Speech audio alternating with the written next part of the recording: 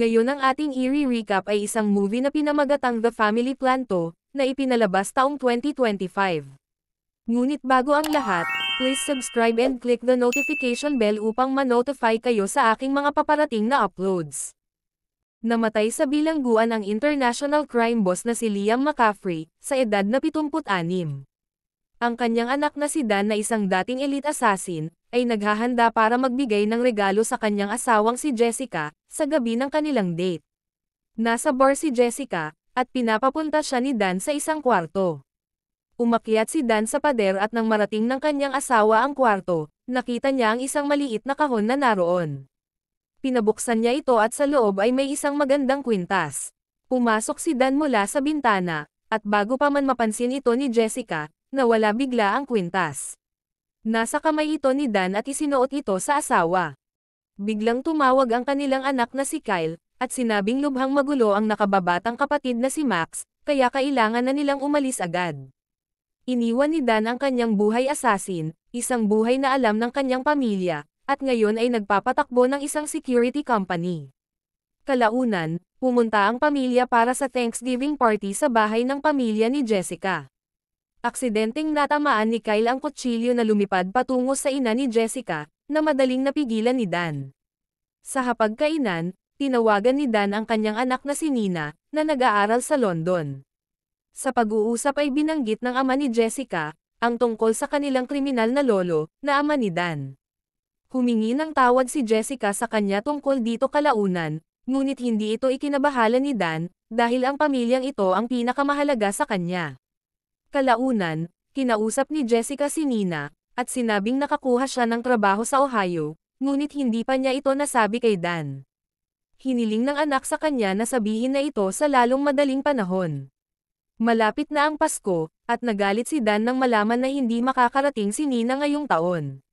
Sinubukan ni Jessica na ipaunawa sa kanya na nasa hustong gulang na si Nina, ngunit nakakainis ito para kay Dan. Sa kanyang opisina, nabalitaan niya na gusto ng isang bangko sa London na magpa-security check.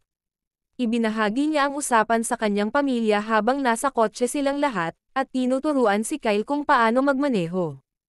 Hindi masyadong nasasabik si Jessica na magpasko sa London, ngunit gusto ni Dan na magkasama-sama ang pamilya. Dahil dito, pumayag na rin si Jessica at Kyle sa kanyang gusto. Bumiyahe ang pamilya sa London, at dinala sila ni Dan diretso sa lugar ni Nina, imbes na sa hotel. Habang gumagamit ng banyo, nakita ni Kyle ang isang lalaki sa shower. Agad na hinawakan ni Dan ang lalaki, ngunit nagpaliwanag si Nina na siya ang kanyang kasintahan na si Omar. Medyo nagustuhan ni Jessica ang French accent ni Omar, ngunit hindi ito gusto ni Dan kahit kaunti. Si Omar ay isang chef, at siya rin ay gumagawa ng parkour. Maya-maya habang naglalakad, ipinakita sa kanila ni Omar ang ilang parkour moves. Napahanga dito si Max at sinubukan niyang gawin ito, na naging dahilan para mapasubsob siya sa kanyang mukha. Max! Hey! That was great. Kinabukasan, umalis si Dan para gawin ang kanyang trabaho sa bangko. Tinanong ni Nina si Jessica kung bakit hindi pa rin niya sinasabi kay Dan, ang tungkol sa alok sa kanya na trabaho sa Ohio, ngunit nag-ipon pa si Jessica ng lakas ng loob. Pagdating ni Dan sa bangko, sinimulan niya agad ang pagsuri sa seguridad. Nakilala ni Dan ang isang lalaking nagngangalang Aidan, at dinala nila si Dan dito dahil sa kanyang premium na serbisyo. Kailangang ilantad ni Dan ang mga kahinaan sa kanilang seguridad, sa pamamagitan ng pagpasok ng walang pahintulot. Nascan at naklo ni Dan ang isang keycard ng empleyado. Binuksan niya ang unang pinto, ngunit gusto ni Aidan na pasukin ni Dan ang safe deposit room. Dahil dito, binuksan ni Dan ang sumunod na pinto gamit ang isang lumang paperclip. Pagkatapos nito, sinabi sa kanya ng isang empleyado na hindi siya maaaring pumasok doon. Binasa ni Dan ang pangalan sa kanyang ID, at buong kumpiyansang sinabihan siyang umalis, ngunit ninakaw niya muna ang employee's card para sa isang reinforced steel door sa harapan nila. Pagpasok pa lang ni Dan sa safe deposit room, inatake niya si Aidan. You know, bank manager. Who are you? Gayunpaman, ipinakita ni Aidan kay Dan ang isang larawan ni Jessica sa kanyang telepono. Ang tanging gusto ni Aidan ay buksan ni Dan ang isang partikular na deposit box, kung saan nakatago ang susi na may letrang M. Open it. Agad na nakilala ito ni Dan, dahil ito ang susi sa mansyon ng kanyang ama. Ipinakita ni Aiden kay Dan ang isang larawan mula sa kanyang pagkabata. Doon ay makikita si Dan, at isa pang batang lalaki na kilala bilang Finn, na anak ng ama ni Dan at ng kanilang katulong. Dito ay naipahayag na si Aiden ay si Finn, na siyang nakababatang kapatid ni Dan. Ngayon ay kukunin ni Finn ang digital na susi na ito, at isisi kay Dan ang pagnanakaw. Sa katotohanan, magagawa ni Finn ang lahat ng ito ng mag-isa, ngunit gusto lang talaga niyang i-frame up si Dan. Sa utos ni Finn, lumabas si Dan ng bangko habang tinutukan niya si Finn ng baril, na tila isang hostage. Sa puntong iyon ay makikita si Jessica na lumabas sa kotseng dumating para sunduin si Finn, na may nakadikit na baril sa kanyang mga kamay. Dahil dito, hinahabol sila ngayon ng mga pulis. Dinala ni Dan si Jessica at pumasok sa isang kafe. Nagnakaw siya ng bag ng babae, para itago ang baril na nasa mga kamay ni Jessica. Sa kabilang banda, napagtanto ni Finn na nawawala ang susi sa kanyang kahon, na ang ibig sabihin ay ninakaw ito ni Dan, lingid sa kanyang kaalaman. Samantala, ang iba pang miyembro ng pamilya ni Dan ay nakaupo sa isang parke. Tumawag si Dan kay Kyle at sinabing itapon na nila ang kanilang mga telepono, ngunit hindi maintindihan ni Kyle ang ibig niyang sabihin, kaya ipinaliwanag ni Dan ang lahat kay Nina. Agad na itinapon ni Nina ang telepono ni Kyle sa basurahan, at ganoon din ang ginawa ni Dan sa telepono ni Jessica. Pagdating ni Dan sa parke, tumakbo siya kasama ang buong pamilya, habang hinahabol sila ni Finn gamit ang kotse nito. Come on, guys. Sumakay silang lahat sa isang London tour bus, at tinanong ng lahat kung sino ang lalaking humahabol sa kanila. Dumating si Finn at inutusan si Dan na sabihin sa kanyang pamilya kung sino siya, at sabihin kung paano siya iniwan ng kanilang ama sa isang tigang na bato, habang ibinibigay kay Dan ang lahat ng kanyang gusto.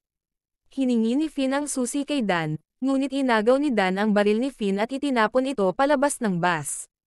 Nagsimula silang mag-away sa upper deck ng bus, at sinimulang talunin ni Finn si Dan.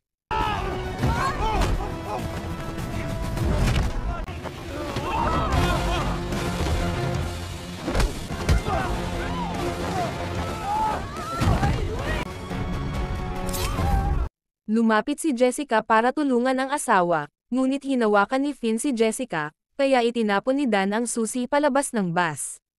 Hinabol ni Finn ang susi, habang dinala ni Dan ang kanyang pamilya sa isang restaurant. Doon ay isang lalaki ang nag-abot kay Dan ng isang bag. Tinulungan ni Dan ang lalaking ito noon, at ibinabalik lang nito ang pabor. Sa loob ng bag ay may telepono at maraming pera. Sinabi ni Dan sa lahat na mayroon silang bahay sa Ireland, kung saan sila pumupunta dati tuwing summer. Ang kasambahay doon ay may anak na nagngangalang Finn, at nalaman niya na ang ama ni Finn ay ang kanyang sariling ama. Kailangan na nilang umalis sa London, ngunit hindi ito maaari para kay Nina, dahil nandito na ang kanyang buong buhay sa ngayon. Sinabi ni Dan na dahil sa susi, may access na si Finn sa encrypted server ng kanyang ama, ibig sabihin, lahat ng pera, lahat ng assassin, at lahat ng surveillance. Walang lugar kung saan pwede silang magtago, at hindi sila maaaring pumunta sa pulisya, dahil pinamukha ni Finn na pinagnakawan ni Dan ang bangko. Ooh, Daddy's bad. I didn't really rob a bank. Sa ngayon ay hawak na ni Finn, ang lahat ng detalye ng mga nakaraang trabaho ni Dan bilang assassin. Dala-dala ang susi, pumunta si Finn sa mansyon ng ama sa Paris. Naroon ang butler na si Vikram, na tumangging papapasukin si Finn noong una. Sinabi ni Finn na umuwi siya para pangasiwaan ang negosyo ng pamilya, at ipinakita ang susi, dahilan para sundin ni Vikram ang lahat ng utos ni Finn. Pumasok si Finn sa loob ng bahay, at agad na ginamit ang susi. Biglang lumitaw ang mga screen sa kanyang harapan, na nagpapakita na wala na siyang limitasyon sa pera at impormasyon ngayon. Samantala, nakinig si Dan sa kanyang mga anak, at tumigil sa pagtakas mula sa kanyang nakaraan, kaya dumiretso siya sa Paris. Sumakay silang lahat sa isang truck at sinimulan ang kanilang paglalakbay. Dahil nagugutom na ang lahat, dinala sila ni Dan sa isang matagal na niyang kaibigan na si Svetlana. Si Svetlana ay dating kasintahan ni Dan, na halatang hindi ikinatuwa ni Jessica. Tuwang-tuwa si Svetlana na makita si Dan at agad niya silang binigyan ng tirahan. Nakarating na sa mga pahayagan ang mga litrato ni Jessica, at nagseselos siya habang pinapanood sina Svetlana at Dan na nag-uusap. Natapos ni Max ang buong pagkain niya sa unang pagkakataon, na ikinamangha ni Jessica. Maya-maya ay ipinagtapat ni Dan sa asawa, na pumayag na makipagkita si Finn sa kanya. Ayaw ni Dan na tingnan si Finn na parang isang mamamatay tao, dahil kadugo niya ito at isa siyang mabuting bata noon. Naging masama lang ito ngayon, dahil sa ginawa ng kanilang ama sa kanya. Nagkita sina Dan at Finn sa isang museo, at ikinwento ni Finn ang malungkot niyang buhay habang lumalaki siya. Sinabi ni Dan na iniwan na niya ang buhay na iyon, ngunit sumagot si Finn kung iyon ba ay upang mapagaan ang kanyang loob, na hindi gusto ni Dan ang ibinigay sa kanya. Tinawag ni Finn si Dan bilang munting prinsipe ng kanilang ama, dahilan para sampalin siya ni Dan. Sinabi ni Dan kay Finn na nakipagkita siya para sabihing hindi pa huli ang lahat, at kung tatapusin ito ni Finn ngayon, maaari pa rin silang maging tunay na magkapatid. Ngunit hindi gusto ni Finn ang ideya, na isuko ang buong imperyo ng kanilang ama, para lang maging kapatid ni Dan. Dahil dito, malinaw na sinabi ni Dan na kung lalapit muli si Finn sa kanyang pamilya, wawasakin niya ito.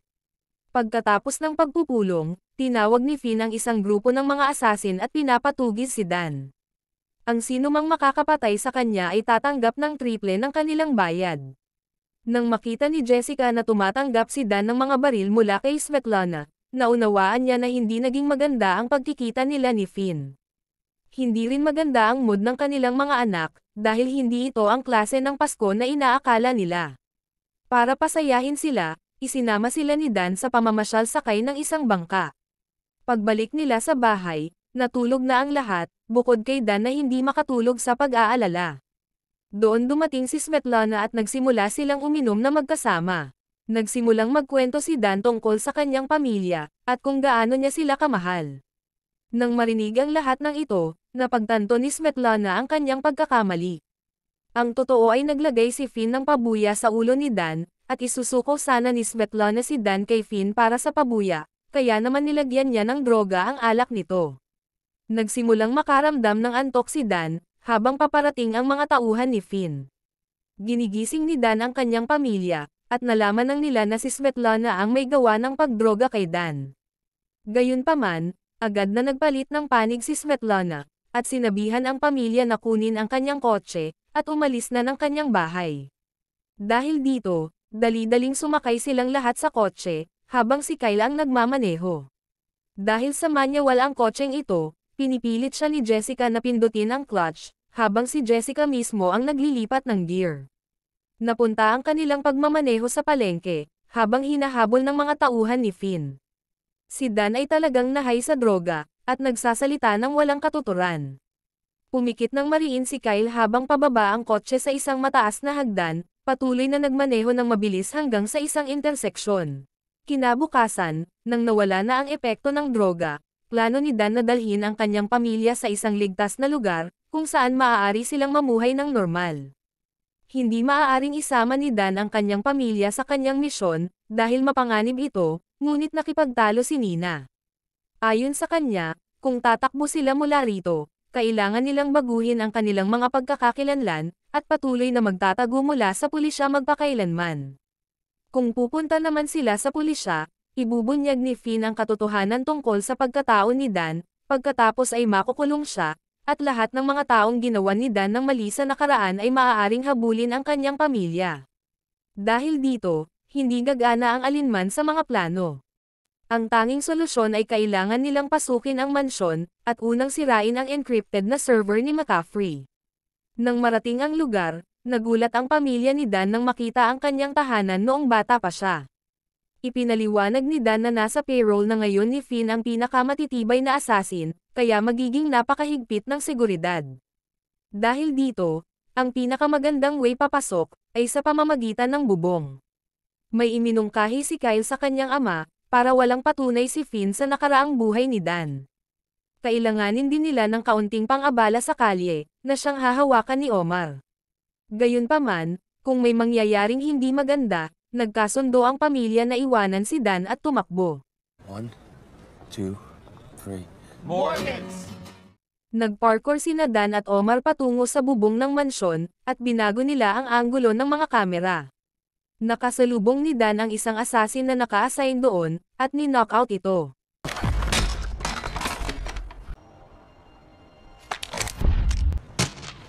Dan? I'm here. Gamit ang walkie-talkie, nagtanong si Finn sa lalaki tungkol sa sitwasyon mula sa rooftop, at sinagot ito ni Kyle, gamit ang recorded na boses ng assassin, para magmukhang normal ang lahat.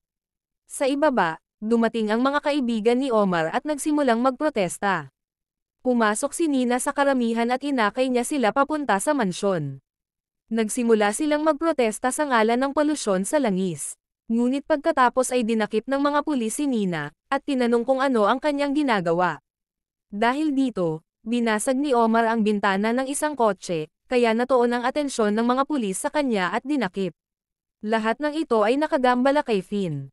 Pumasok si Dan sa mansyon, sa pamamagitan ng isang lihim na daanan mula sa kanyang pagkabata, patungo sa kanyang silid.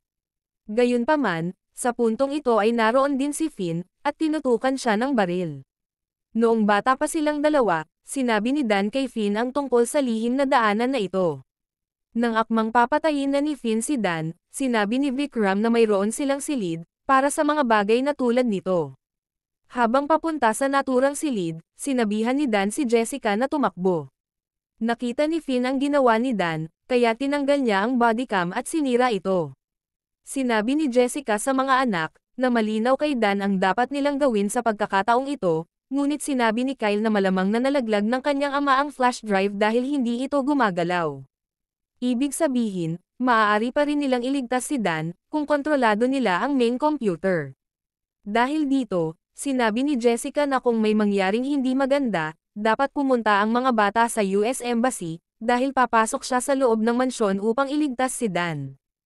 Umakyat si Jessica sa isang rooftop at upang makaabante, kailangan niyang tumalon mula sa bubong na ito patungo sa susunod, ngunit napakalayo ng distansya. Sinubukan siyang pigilan ni Nina sa paggawa nito, ngunit hindi siya nakikinig. Samantala, ipinadala ni Finn ang kanyang mga assassin, upang habulin ang pamilya ni Dan. Nakarating si Jessica sa kwarto ni Dan mula sa bubong, at nakita doon ang nahulog na flash drive. Samantala, dinala ni Vikram si Finn at Dan sa isang madilim na silid, ngunit bago pa mabaril ni Finn si Dan, binuksan ni Vikram ang bilog kung saan nakatayo si Dan patungo sa kaligtasan. Loyal si Vikram kay Liam McCaffrey anuman ang mangyari, at walang duda kung sinong anak ang gusto ni Liam nang protektahan ni Vikram. Samantala, isinaksak ni Jessica ang flash drive sa main computer, dahilan para ma-access ni Kyle ang mga CCTV, at nakita niya ang isang babaeng patungo kay Jessica. Nagtago siya sa isang aparador, ngunit narinig ng assassin na may hawak na espada ang paghinga ni Jessica mula sa loob. Napagtanto ni Jessica na hindi kailanman siya pwedeng magtago, kaya sinubukan niyang tumakas habang nilalabanan ang assassin.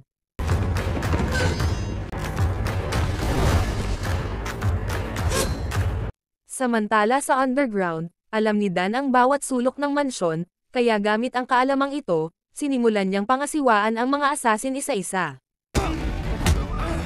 Sa itaas, hinagis ni Jessica ang mga libro sa assassin. Nakulong niya ang espada sa isang libro at inihagis ito pababa, at sa mano-manong labanan, natalo ni Jessica ang assassin.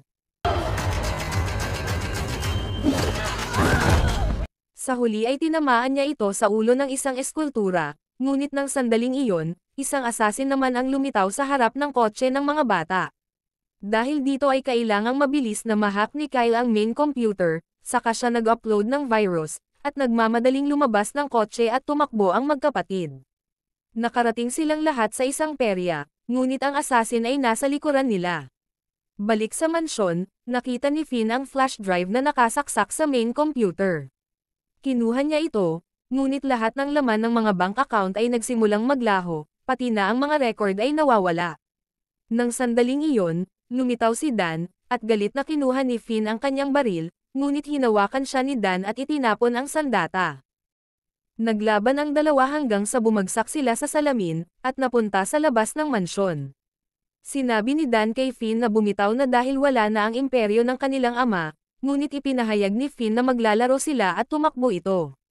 Napadpad silang dalawa sa isang simbahan, at nag-away sa ibabaw ng kampana. Samantala, nakarating din si Jessica sa perya.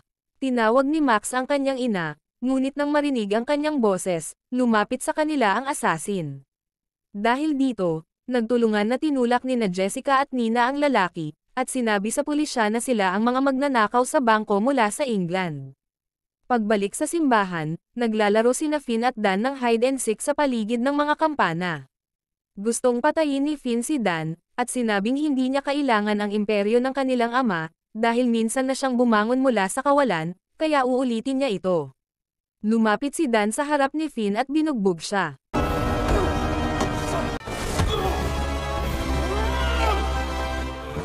Sinubukan ni Finn na lumaban, ngunit itinali siya ni Dan gamit ang lubid, at iniwan siyang nakabitin sa simbahan.